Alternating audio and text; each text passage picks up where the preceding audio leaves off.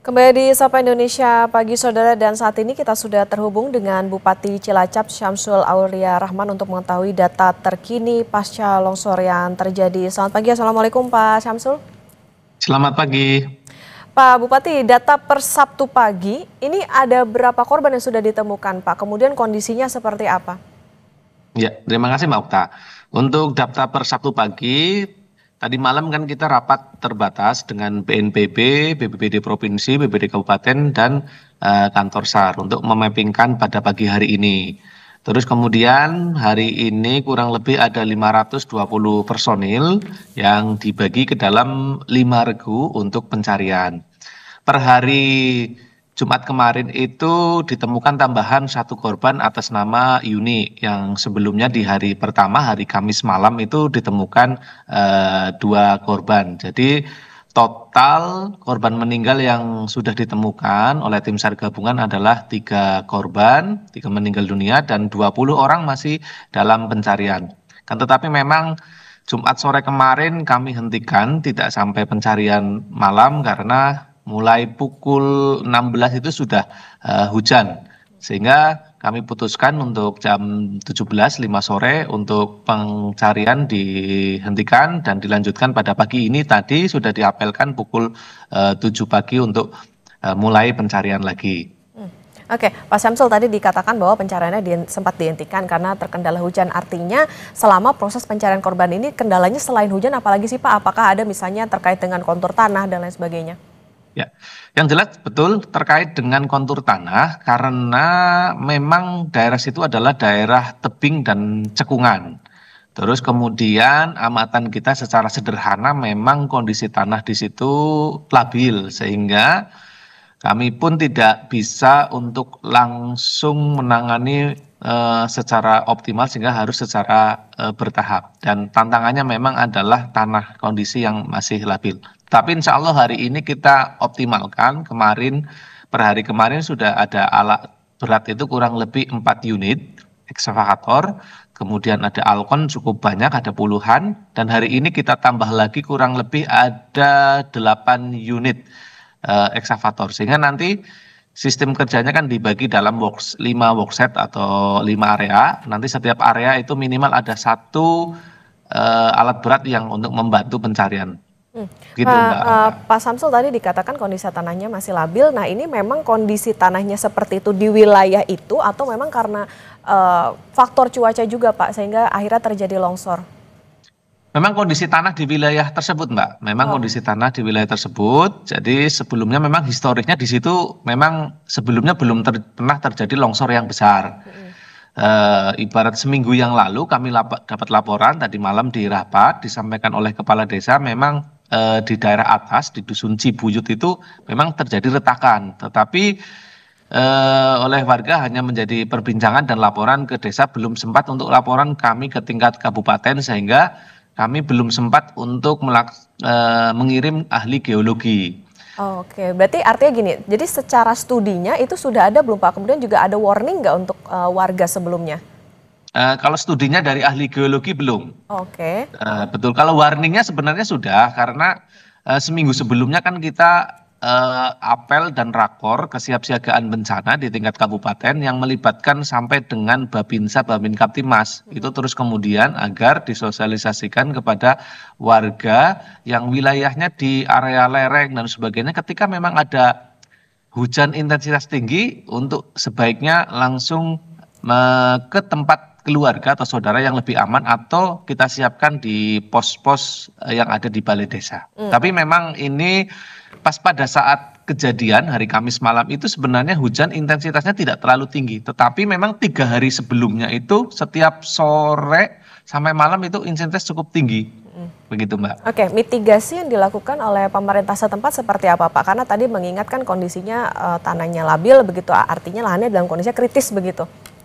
Ya, mitigasinya tadi malam kita sudah mengoptimalkan posko yang ada di balai desa. Jadi untuk rumah-rumah yang dekat di area tersebut itu warganya sudah kita ungsikan. Kurang lebih ada 15 kakak atau sekitar ya 30-an orang itu keluarga sudah mengungsi di eh, balai desa. Yang ini ke depan akan kita mappingkan. Tadi malam kita sudah koordinasi dengan BNPB. Kebetulan Pak Deputi 3 hadir langsung diutus oleh Kepala BNPB untuk ke depan memappingkan apakah area tersebut memang perlu direlokasi. Jadi nanti ada tahapannya, mungkin hunian sementara, huntara, terus kemudian berprogres sampai hunian tetap di mana Pemda bersama provinsi nanti berkewajiban untuk menyediakan lahannya. Jadi mapping mitigasinya seperti itu yang kami lakukan, Mbak Okta. Oke, Pak Samsul tadi sempat disebutkan juga bahwa memang tanah ini kan areanya rawan begitu. BNPB juga bilang daerah ini tuh rawan longsor. Tapi sebelumnya sudah pernah atau sering terjadi nggak sih Pak longsor yang serupa seperti ini? Atau justru terjadi besarnya sekarang dan pernah terjadi sebelumnya? Ya, kalau data dari tadi malam penjelasan kepala desa, kepala dusun itu memang belum pernah terjadi longsor besar. Justru hari Rabu kemarin, Mbak, sehari sebelum kejadian ini, kami datang ke desa sebelahnya, namanya Desa Bener di Kecamatan Majenang. Di situ juga terjadi longsor. Bahkan sudah kita mitigasi buat posko. Nah, kebetulan yang di Cibenying ini, yang di 2 dusun, Tarukahan dan Cibuyut ini, laporannya belum sampai ke kami.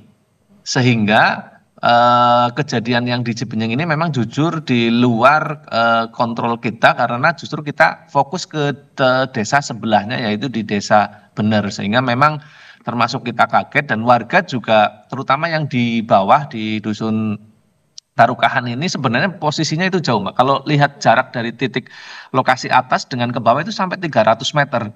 Termasuk warga yang di bawah yang di eh, korbannya cukup banyak meninggal ini karena tidak menyangka akan jadi longsorannya seperti likuifaksi ke gelombang ke bawah sampai dengan 300 meter kurang lebih, Mbak, panjangnya. Oke. Pak Samsul tadi sempat disebutkan soal bagaimana upaya relokasi. Nah ini pertimbangannya nanti seperti apa, wacananya seperti apa, kemudian dari warga seperti apa Pak? Sudah ada informasi belum ke warga untuk rencana ini? Ya, tadi malam kebetulan pukul 21.00 setelah kita ratas dengan BNPB, BPBD dan semuanya pihak, terus kemudian kami ke pengungsian. Kami jelaskan ke warga untuk tetap tenang, sabar dan sebagainya, dan kita jelaskan rencana-rencana terkait dengan pemerintah daerah untuk kemudian uji kontur tanah dan sebagainya melalui ahli geologi, terus kesiapan kita ke depan terkait dengan rencana relokasi dari pasca tersebut. BNPB sudah menyampaikan siap untuk nanti anggaran dari huntaranya sementara sampai dengan nanti huntapnya. Dari BNPB siap dan insya Allah Pemda langsung pada malam itu juga saya rapat terbatas dengan seluruh jajaran Pemda Cilacap untuk memappingkan lokasi aset tanah Pemda yang ada di wilayah Majenang untuk nanti dijadikan sebagai area relokasi dari area yang sekarang mungkin terdampak. Begitu, Mbak Okta. Respon warga seperti apa Pak ketika diberitahukan soal rencana tersebut? Respon warga yang intinya memberikan kepercayaan kepada pemerintah daerah kalau memang itu yang terbaik daripada terjadi korban jiwa. Masyarakat menyampaikan seperti itu manut dengan pemerintah, cuma memang memohonkan untuk kalau relokasi ya di tempat yang tidak jauh dari tempat tinggal mereka saat ini, terus kemudian pada tempat yang lebih aman. Hanya menitipkan pesan seperti itu, Mbak Okta. Oke, Pak itu tadi bicara soal relokasi, kemudian ini kan karena ada beberapa kakak yang terdampak, kompensasinya seperti apa Pak bagi warga? Iya, tadi malam langsung kita juga rapat terbatas bahwa ini kan kurang lebih dari total 46 orang, itu kan 23 selamat, yang 5 ada di rumah sakit dalam penanganan, hanya 1 yang operasi besar, terus kemudian 20 yang pencarian. Terus tadi malam kita mappingkan yang korban meninggal dunia untuk segera kita urus santunan dan sebagainya. Kita sudah mappingkan koordinasi dengan Kementerian Sosial terkait dengan santunan, termasuk hak-hak lain yang memang daripada korban sesuai dengan aturan sudah kita mappingkan koordinasi datanya dengan desa. Semisalnya tidak ada ahli warisnya dalam satu keluarga, kita akan pada saudaranya. Nanti kita mappingkan dan nanti ada disertai dengan surat pernyataan dari kepala desa karena dia adalah saudaranya dan sebagainya. Lalu kita uruskan sampai dengan ke kementerian. Jadi benar-benar kita fasilitasi warga. Gitu, Mbak. Oke, Pak Samsul, ini kan masih ada juga beberapa korban yang selamat ya Pak. Ini data terakhir seperti apa, kemudian upaya dari pemerintah seperti apa, misalnya trauma healing dan lain sebagainya? Ya, korban yang selamat kurang lebih kan ada 23 orang. terus yang 5 dirawat, terus kemudian dari Dinas Sosial dan Dinas Kesehatan melakukan pendampingan asesmen yang berada di rumah sakit yang 5 korban. Terus kemudian yang sekitar 20 orang kita mitigasi itu untuk ada trauma healing, nanti melibatkan berbagai pihak, termasuk langsung insya Allah dalam waktu dekat dari PKK, terus kemudian dari PMI, dari Basnas, dan semuanya itu juga nanti akan program-program terkait dengan paskanya, terutama untuk warga yang terdampak agar mereka lebih kuat, atau istilahnya program trauma healing ini, Mbak. Oke, Pak Samsul, untuk kebutuhan warga seperti apa Pak pemenuhannya di sana? Apalagi kan mungkin ada yang anak-anak begitu, yang masih bayi dan juga balita. Seperti apa Pak kondisinya di sana? Ya, kita cukupi tadi malam di posko kita sampaikan kebutuhan misalnya anak-anak seperti pamper, susu dan sebagainya akan kita cukupi karena kita juga Pemda secara legal formal sudah menetapkan status tanggap darurat selama 1 bulan mulai tanggal 14 November sampai dengan 14 Desember yang terus kemudian ini bisa nanti kita menganggurkan melalui belanja tidak terduga untuk segala kebutuhan termasuk dari BPBD Provinsi juga menyampaikan kesiapan hal tersebut. Jadi insya Allah tidak ada kebutuhan yang tidak tercukupi, termasuk dapur umum sudah bisa memasak sampai 900 porsi hari kemarin itu untuk dibagikan kepada para tim SAR gabungan serta warga-warga yang terdampak. Begitu Mbak, jadi insya Allah cukup semuanya. Ya, Pak Samsul, ini kan terjadi di satu titik begitu ya. Nah, itu untuk warga yang berada di sekitarnya, misalnya beberapa meter begitu dari titik lokasi longsor, ini apakah sudah ada edukasi Pak soal kerawanan yang terjadi di sana?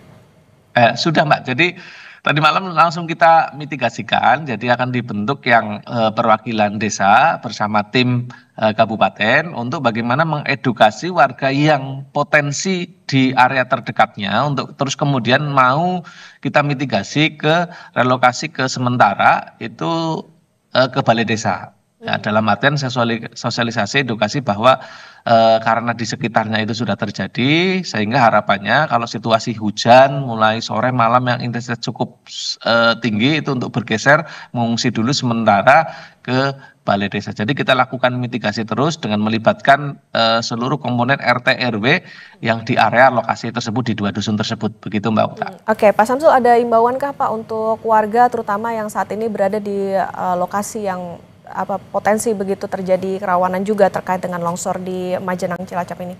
Ya, himbauannya tadi malam kita sudah sampaikan untuk warga yang memang di area yang terdekat untuk berkenan mengungsi di tempat pengungsian yang sudah kita siapkan di balai desa karena insya Allah kita cukupi semuanya segala kebutuhan warga. Terus yang selanjutnya mungkin kami juga menyampaikan selain di wilayah Cibenying ini juga kami sampaikan sudah melalui Pusdalop serta Forkopimcam di 24 kecamatan di Kabupaten Cilacap untuk siaga memang apabila terjadi hujan yang intensitas tinggi yang durasinya lebih dari 3 jam. Terutama memang sudah ada beberapa daerah yang pemetaan dan ada laporan ada retakan di wilayah atas untuk segera menindaklanjutinya untuk mengungsi ke balai desa dan nanti kita supporting system terkait dengan perbekalan atau dapur umumnya. Begitu Mbak. Oke, baik, masih ada sejumlah korban yang dalam pencarian, tentu proses atau operasi pencarian masih dilakukan, tanggap darurat selama 1 bulan, tentu kita harapkan bagaimana penanganan bisa segera bisa terlaksana dan juga bisa memberikan dampak yang baik begitu bagi warga, terutama bagi mereka yang terdampak. Terima kasih Bupati Cilacap, Pak Syamsul Aulia Rahman. Sama-sama Mbak Okta, minta doanya untuk masyarakat Cilacap. Ya, baik, tentu kita doakan yang terbaik Pak. Sehat selalu Pak Syamsul. Terima kasih.